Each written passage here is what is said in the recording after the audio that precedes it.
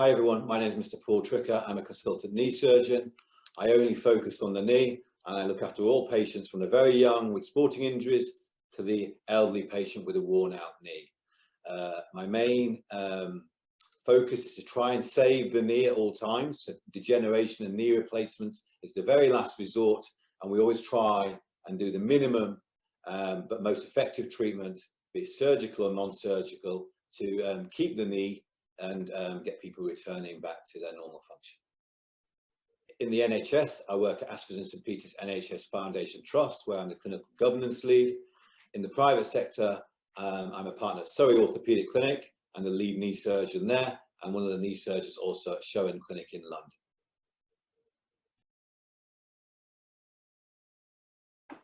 Let's talk about arthritis of the knee. So osteoarthritis of the knee, the most common.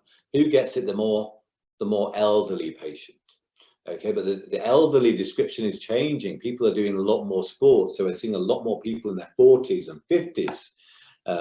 My age patients who are coming in with degeneration, worn out, pain. What are the symptoms of arthritis? Pain that gets worse with exercise.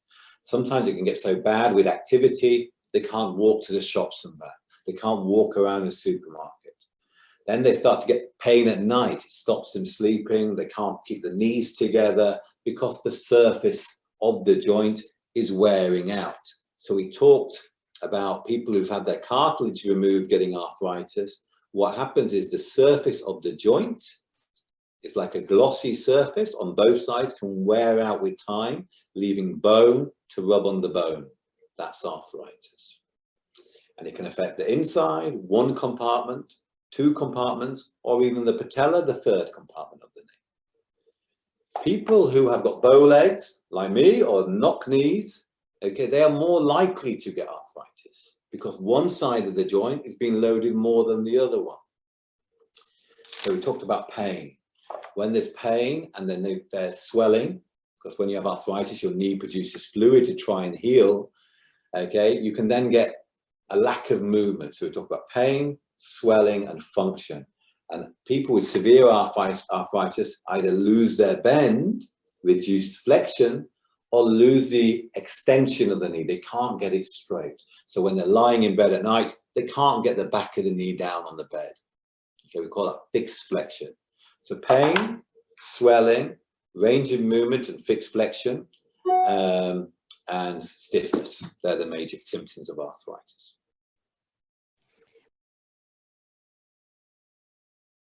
When you present with arthritis in your 40s or 50s, it's normally on the background of lots of sports. Maybe you've had your meniscus taken out before. You've had keyhole surgery in your knee, or maybe you had a ligament injury that's causing your knee to be unstable, and now you're getting early arthritis. So recurrent pain with exercise, recurrent swelling with exercise.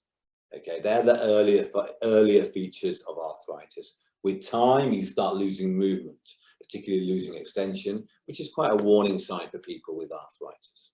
There are different kinds of arthritis. I've been talking about osteoarthritis, one of the major symptoms of rheumatoid arthritis, which is another common cause where the lining of the joint is affected, can be swelling and malalignment, i.e. your knees are becoming a funny shaped because of the recurrent swelling. And often people have valgus or knocked knees with rheumatoid arthritis, and there may well be a family history of that. They're the more common ones. Psoriasis as well is another one. Psoriatic arthritis, and often people have skin patches or skin plaques, dermatitis associated with that. So what about treating arthritis? What we should always focus on is a joint replacement, be it a partial knee replacement or a total knee replacement, i.e. the surgical treatment is a last resort.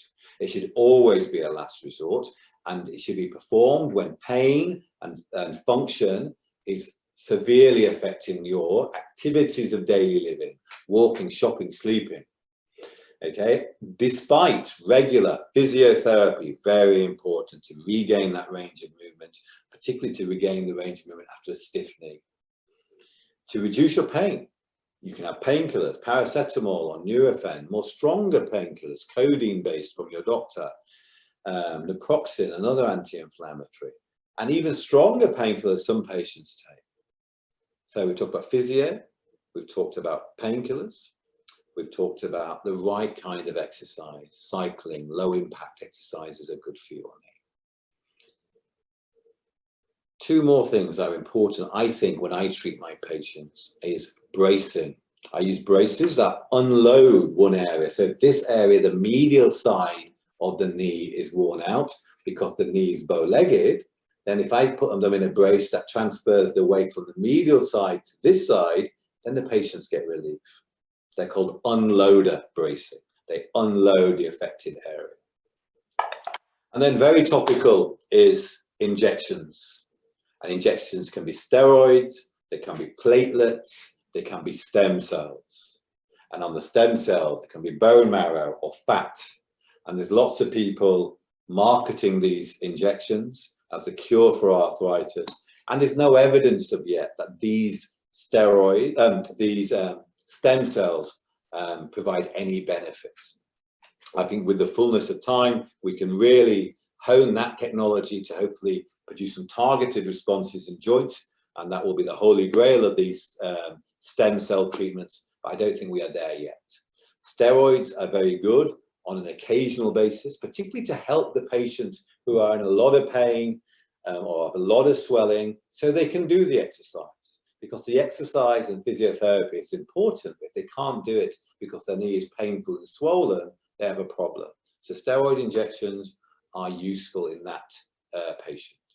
There is some evidence for platelet-rich plasma injections and hyaluronic acid gel injections, but again, the evidence isn't strong, and we're still accumulating that evidence, but there's certainly certain numbers of patients who would benefit from injections like that. But the bone marrow stem cell and the fat stem cell injections, we definitely need some more evidence to date. There are other operations. So we talked about knee replacement as a surgical option. And to get a knee replacement, you must have tried physiotherapy, painkillers. You may have tried an unloader brace. Some may have had an injection, and then the pain is still ruining their lives, or they can't do the things they want to do.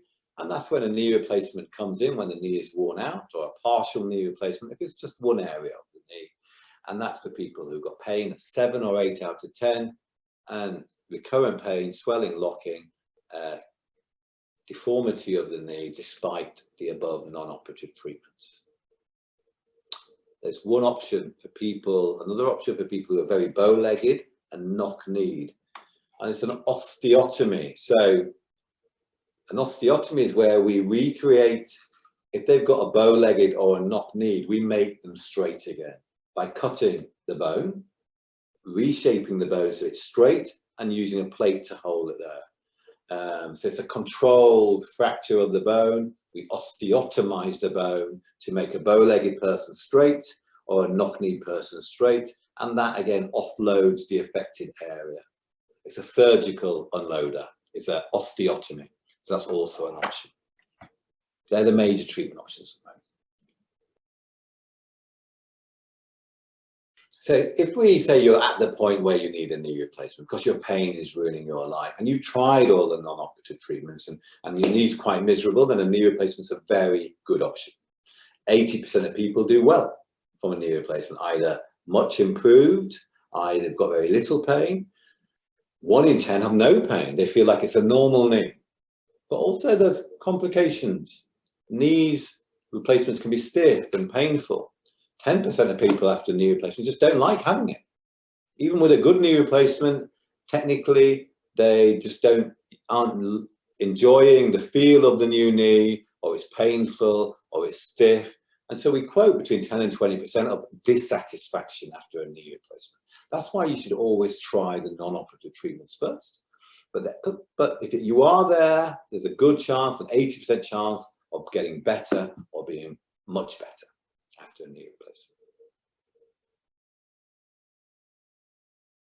So we often see patients who don't need surgery, who shouldn't have surgery, or are young, And the important thing here is to really speak to the patient, understand their requirements, make sure their pain is dealt with, make sure the patients understand that there's nothing wrong with having a worn out joint, okay, that they can manage their symptoms and keep their knee.